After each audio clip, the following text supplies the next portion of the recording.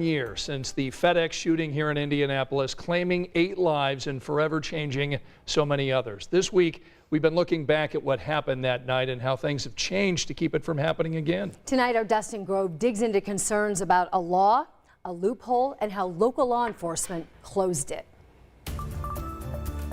The FedEx shooting prompted a lot of talk about red flag laws. Red flag refers to catching warning signs, or red flags, that somebody who has a gun is mentally unstable and likely to use that firearm to harm themselves or others.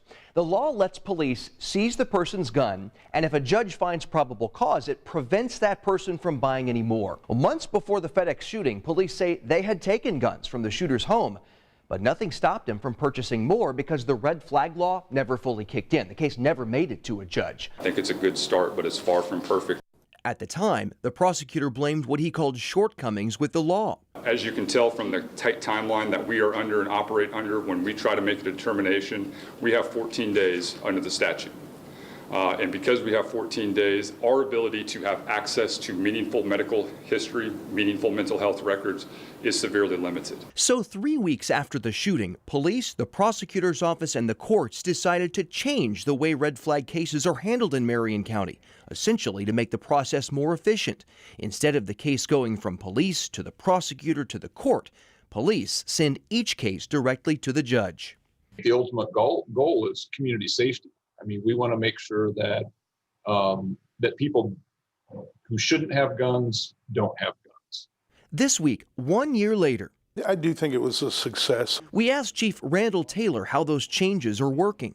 I don't know of any cases that have slipped through or anything like that, but I think that was a better way for us to go. Last year, the prosecutor and the FOP told us from January through April, police submitted 45 red flag referrals to the prosecutor for consideration, and 8 ultimately appeared before the court.